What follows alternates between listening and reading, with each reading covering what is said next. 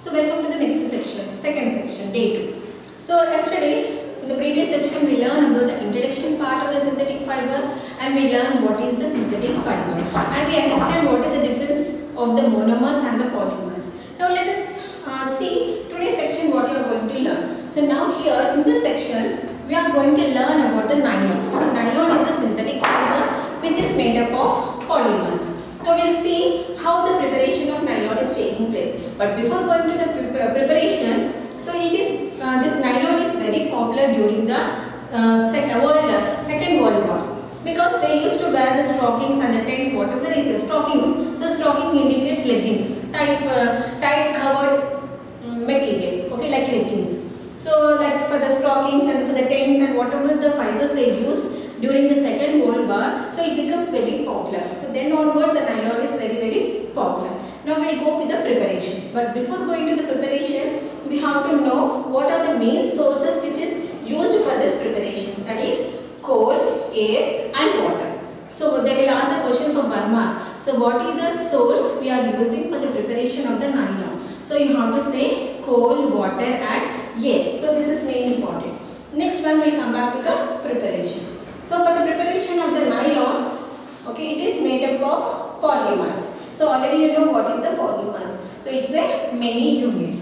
Now these polymers are made up of chemical units called polyamides. So here the combination of amides are taking place and it becomes the polyamides. Poly means many and here the compound is known as, the chemical compound is known as amides. Now we see what are these polyamides. They are monomers, hexamethane, diamide, adipic acid. Please understand very clearly. Here this is the polyamides, the combination of many units with the amides. What are the amides here? Monomers, hexamethane, diamide, adipic acid. So this is the chemical, this is the amides which they are going to mix in the polymers. Okay. Then this all the substances become the solid chips, like the solid substances. Then afterwards this all the solid substances they will be started melting. They will pass the heat. So when they are passing the heat, what happens? Slowly it will be started melting. Then after melting, they will pass into the spindlet. Spindlet means the spindlet, the container which has small tiny holes.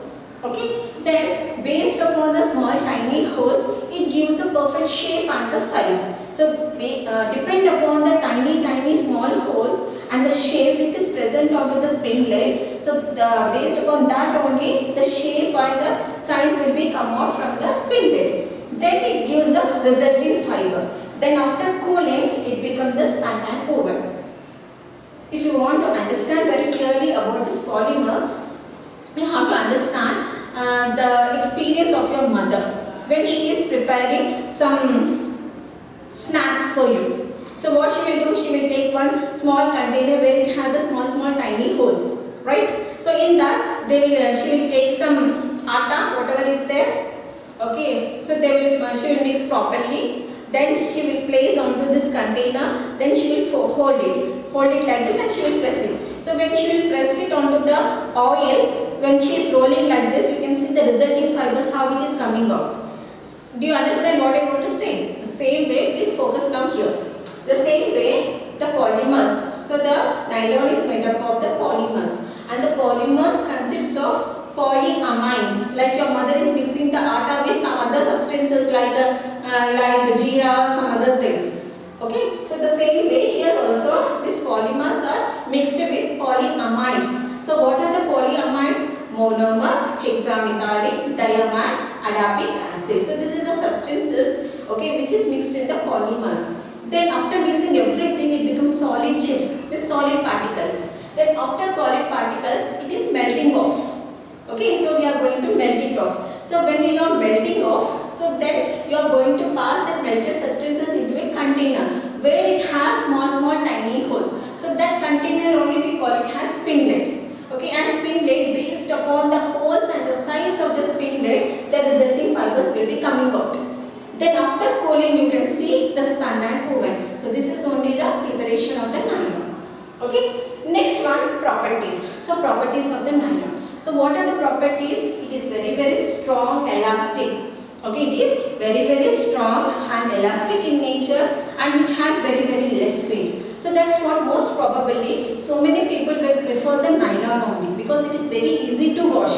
Within few seconds you can complete the washing and no need to struggle for the lot of time and lot of water to spend for the washing. Okay, so that's what they will prefer. So many people will prefer for the nylon, where the property is very strong, elastic and very lightweight.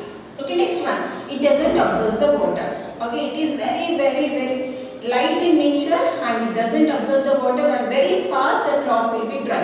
Very fast the fiber will be dry. And next one, very harmful thing is it catches the fire very fast.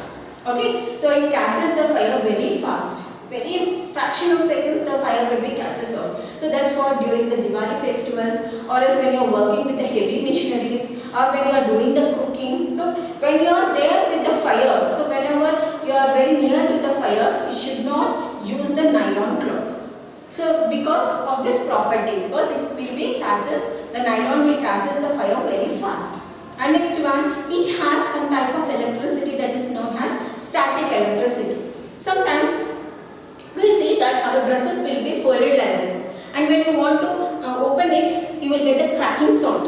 You observe, you have an experience like this? Please observe this time if you don't have the experience. If you have the experience, it's well and good. Okay, now you can understand some type of friction will be activated, some static electricity will be activated, and it will be attract the cloth. Some ions will be attract the cloth. So if you want to remove like this, you will listen the cracking sound. So this is about the static electricity which is present onto the nylon. So this is about the properties. And next we'll talk about the uses. From morning to evening, whatever we are using, most probably we will prefer the nylon only. Started with the brushing. Okay, so for the brush, do you observe the bristles? Yes. So for the bristles, the white color, somewhat whatever the color. So the bristles will be there. No? So the bristles is made up of the nylon. And next, when you wash the clothes, we'll use the rope. So that rope is also made up of nylon. Even your bed sheets. Okay, come back to the bed sheets. It is replaced with the nylon.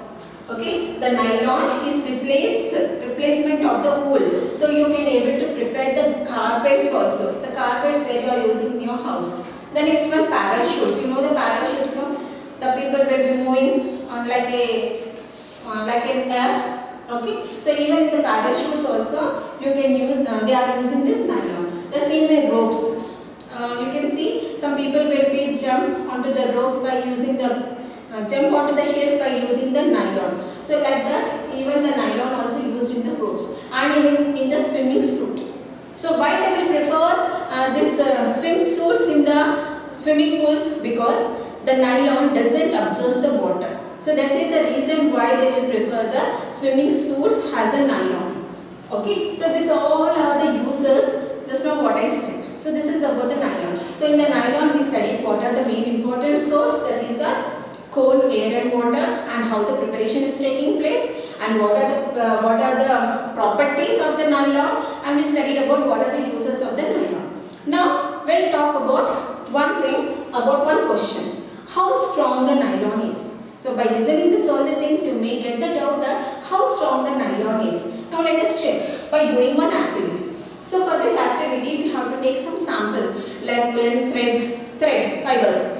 Okay, woolen fiber, cotton fiber, silk fiber and the nylon fiber. So I am taking these examples, small examples, and take 50 ml, 50 centimeters of length. So all the threads, all the fibers must be in the same equal size, that is the 50 centimeters. Please measure it and cut it and be ready for this activity. So for this activity, the materials are a stand and a clamp. Clamp is like a pan, okay, weightless pan. So now you take the 50 centimeters of the thread and tie it to the pan. That is the clamp. Okay, so we should not the thread should not be excess or less. So it must be very sufficient here for the 50 centimeters. Okay, so like that you have to arrange or you have to tie the thread for the clamp. Then afterwards start weighing. So do the weighting. So we have to start by taking the small weight. Like start with the 10 grams. So start with the 10 grams. So when you are going on, start at the weight, okay, and start increasing the weights onto the clamp. Then when you are going on, starting the weights into the clamp, you know that the first the cotton fiber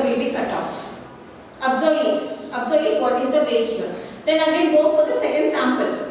If you take the wool, okay, so take the wool, again you tie it. Again you measure the weights and see where it is cutting off, means where the thread is breaking off. Again note down. Then again go for the next one, the next fiber. Take the 50 centimeters of the length of the thread, that is the silk thread, and again tie to the pan, that is the clamp, and start doing the weighting. So when you are going on increasing the weights, in one certain stage, okay, the thread will be break off. Again note down. Then the turn came to the nylon. Now again start it. Here also there will be a stage where the weight will be increased, the fiber will be cut off. So again you observe this also. So in all the samples you can observe that the first thread will be, the breaking of the thread will be caught. So like that all the threads will be cut off. But nylon, it takes lot of time to break off the thread and it takes lot of weight. Okay, by this we can understand that nylon is very stronger compared to the other fibers. So okay, this is the small activity to understand about how strong the nylon is. Okay, and one important thing you have to understand here that nylon will be a stronger as steel wire. You know the steel wire, no? The steel wire, if you want to cut it like this, if you want to cut it or if you want to break the steel wire, the steel wire doesn't break, but your hand, you will get the pain here and it will be cut off here. The same way, even the nylon thread also, it is a small thin fiber, but even though it has that much of strong strength. So by this activity we understand that how strong the nylon is. So today's section we learn about the nylon, the source of nylon, and from where it is started. It is started during the Second World War. Okay, sources of the nylon, preparation of the nylon, properties of the nylon, uses of nylon. Next we study how strong the nylon is. So this is about today's section. Tomorrow you are going to learn about the rayon.